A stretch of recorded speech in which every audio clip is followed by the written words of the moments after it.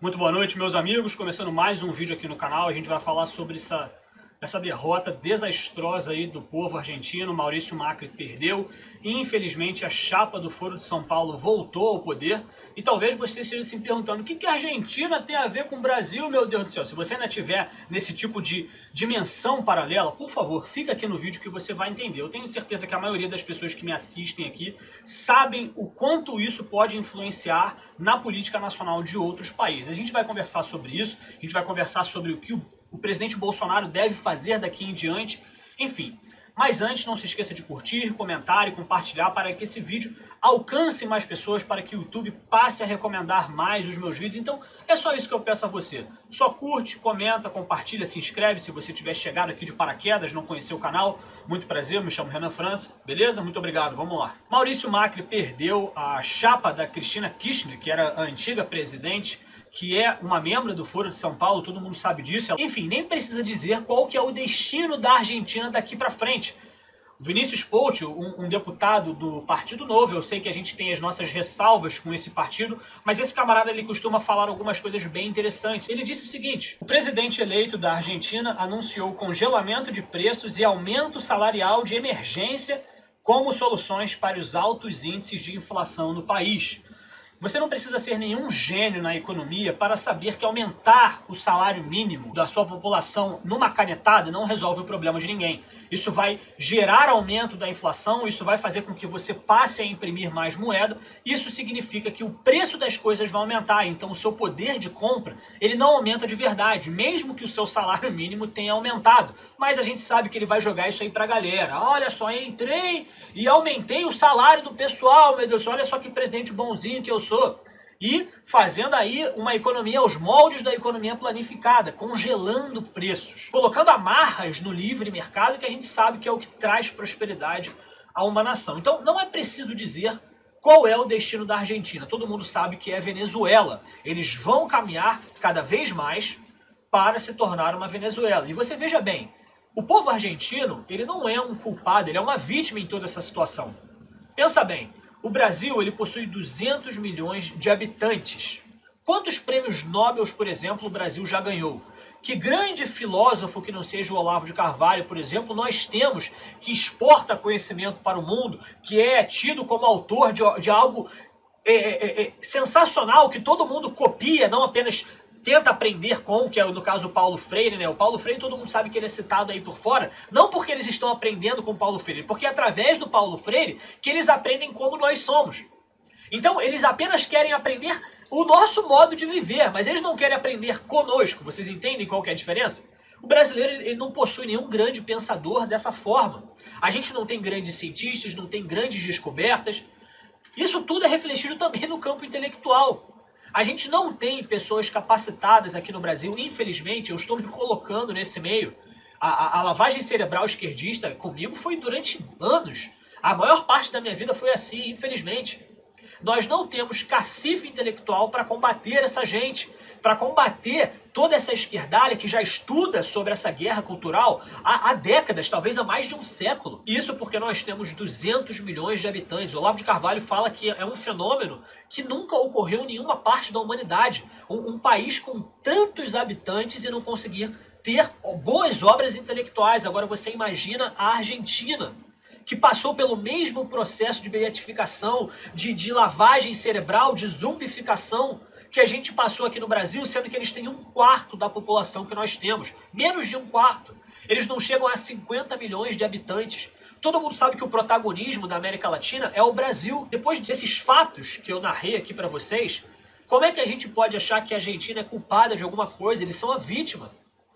Não há dúvida de que as pessoas que votaram agora na Cristina Kirchner contra o Maurício Macri são pessoas enganadas, são pessoas massa de manobra que não entendem o perigo que o Foro de São Paulo traz para a população, para a América Latina, para o mundo como um todo. E por que o Maurício Macri caiu? A gente sabe que o jogo das fake news ele foi bem forte contra o Macri também, assim como é com o Bolsonaro aqui. Mas o que o Macri fez que o Bolsonaro ainda não está fazendo e espero, se Deus quiser, que não faça?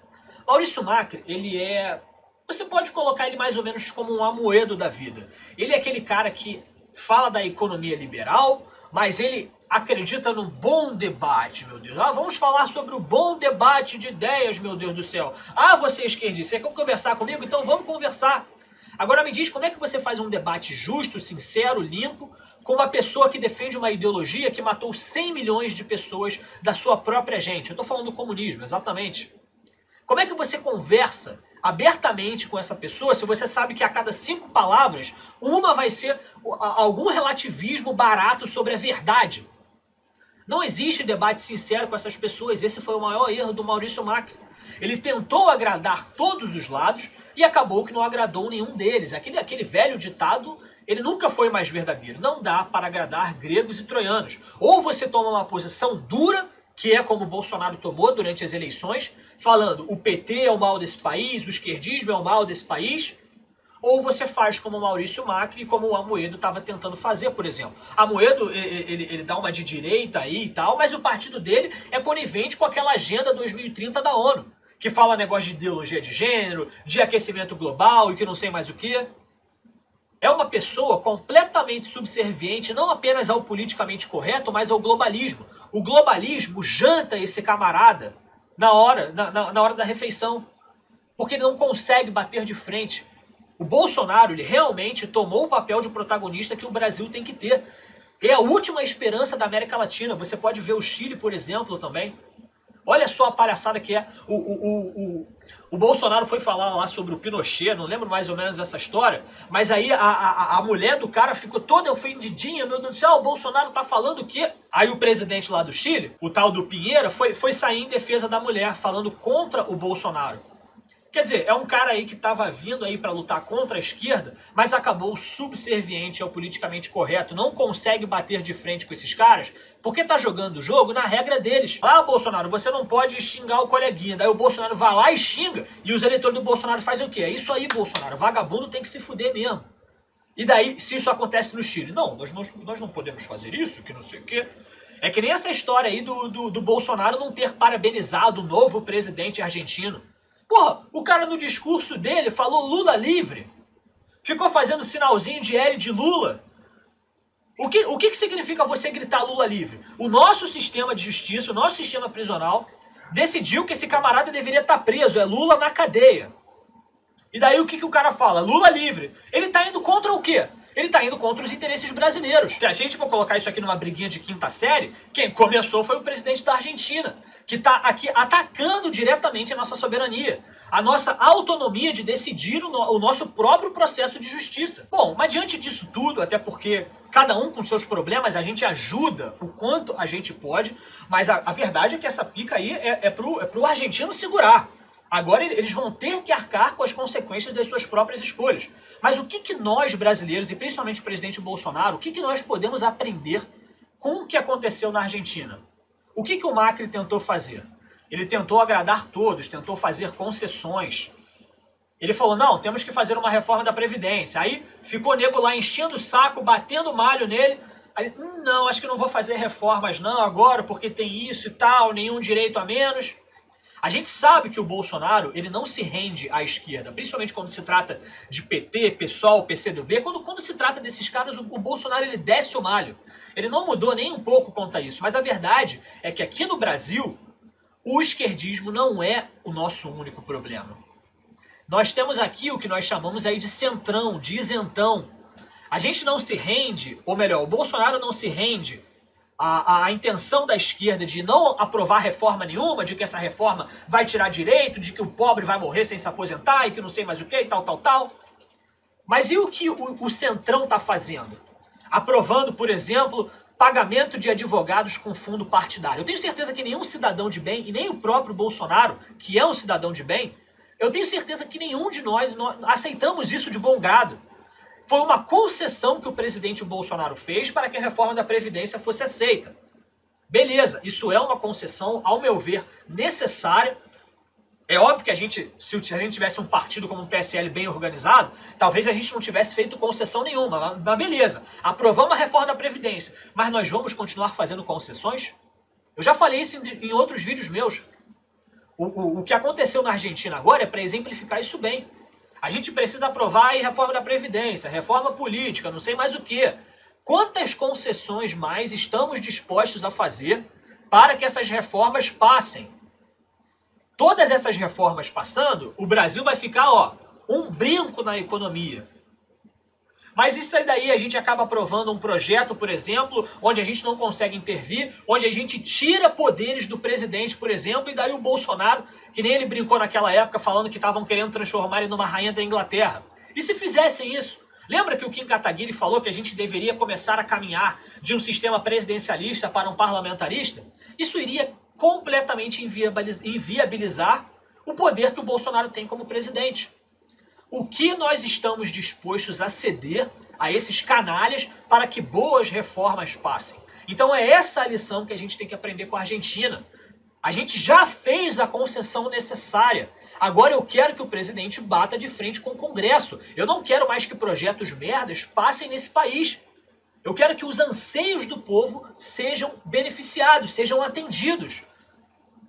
Eu não quero aumento de fundo partidário, eu não quero aumento de deputados, eu não quero merda nenhuma disso. Eu não quero que Rodrigo Maia venha com um discursinho, não, temos que aumentar o fundo partidário em nome da democracia. Em nome da democracia é o caralho. E eu não quero mais o presidente Bolsonaro, por exemplo, fazendo chove não molha com esses canalhas. Não, que agora eu vou fazer aqui um casamento com o Rodrigo Maia. Acabou essa fase. Não tem mais por que ficar cedendo com esses canalhas. Se a gente continuar cedendo, vai acontecer o que aconteceu, por exemplo, com o Maurício Macri. E um outro ponto que eu gostaria de discutir, e antes de eu falar sobre esse ponto, devo lembrá-los que isso é minha opinião.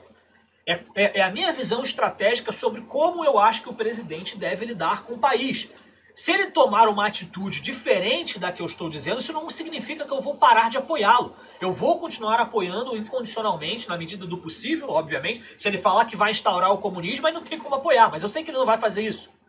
Veja bem, mesmo que eu discorde da maneira dele de lidar as coisas, eu ainda vou continuar apoiando. Mas o meu papel como cidadão é dizer o que eu acho que é certo e o que eu acho que é errado.